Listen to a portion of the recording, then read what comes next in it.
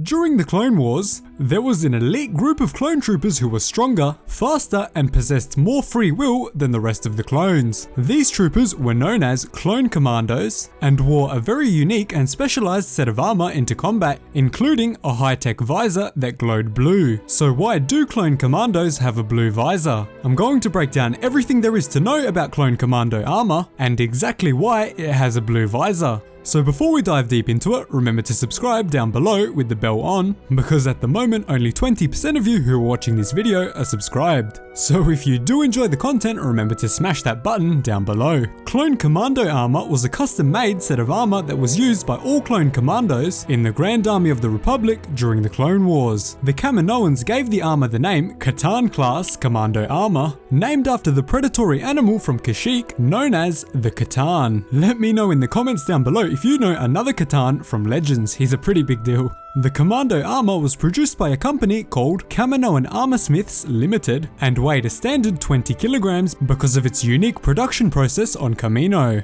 Under Republic law, the armor could not be sold to any person or company other than the Grand Army of the Republic, and could not even leave the surface of Kamino unless it was being worn by a clone commando who had passed his training. The commando armor was more expensive and provided significantly more protection than standard clone armor because of the special composition of materials and chemical properties of the armor plating. It also included deflector shields embedded underneath the plating of the armor to deflect blaster fire from enemies. On top of this, the armor was also designed for easy injection of the Bacta substance, which allowed injured clone commandos to heal themselves on the battlefield. Because of the restricted nature of this armor within the Republic, many of the clone trainers on Kamino smuggled the armor sets off of the planet to be sold on the black market, where they could be bought for as much as 100,000 Republic credits from the pirate clans. Now, the reason that the helmets contain a glowing blue visor inside of them is actually because they have a heads-up display on the glass, which consistently displays tactical data such as the location and distance of an enemy. The blue display could also show information like the health of the clone wearing the armor and the remaining strength of the deflector shields. Just like regular clone armor, the commando helmet also contained a high-strength antenna which could be used to communicate with other members of a clone squad and relay important tactical information about the enemy. Now, the really awesome thing about the blue glow on this helmet is that the display is actually able to detect the exact model of blaster being used by the clone and adjust the aiming crosshair on the display.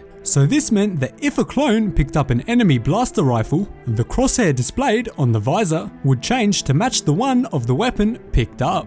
How awesome is that? No wonder why the Delta Squad was so incredible. The Commando helmet also had a built-in oxygen filtration system, which could cleanse the air from toxic environments on planets like Doran, the homeworld of Plo Koon. Finally, the helmet was also designed to incorporate a zoom mode, as well as night vision technology so that troopers could fight effectively on dark planets like Umbara. Moving on to the bodysuit, the armor was made using reinforced Duraplast plating designed for defense against blaster fire and anti-infantry weapons. The Commando bodysuit also included resistance to the extreme cold and extreme heat because it was fully vacuum sealed. Now, this next feature is so awesome. The knuckle plates on the Clone Commando gloves actually featured a retractable vibroblade, which was used for close quarters combat or when a Clone Commando had lost his weapon in battle. That's just so awesome. I really want to see these featured in more content. Finally, the Clone Commando armor featured a custom-made backpack.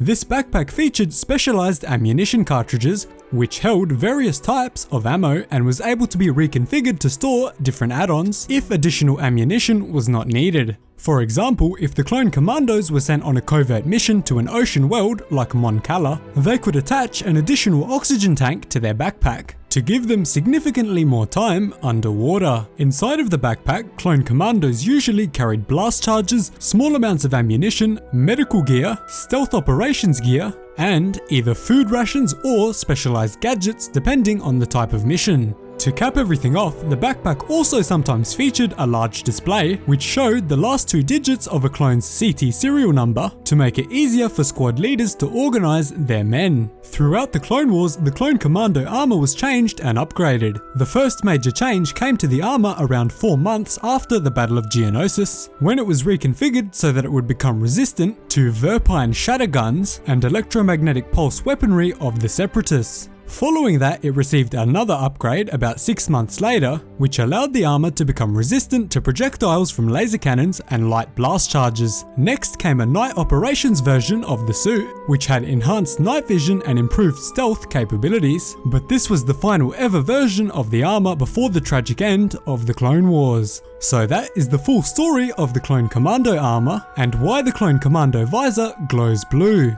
Thanks so much for watching, really hope you enjoyed the video. If you did, remember to subscribe for more awesome Star Wars lore content. Cheers guys, hope to see you in the next one.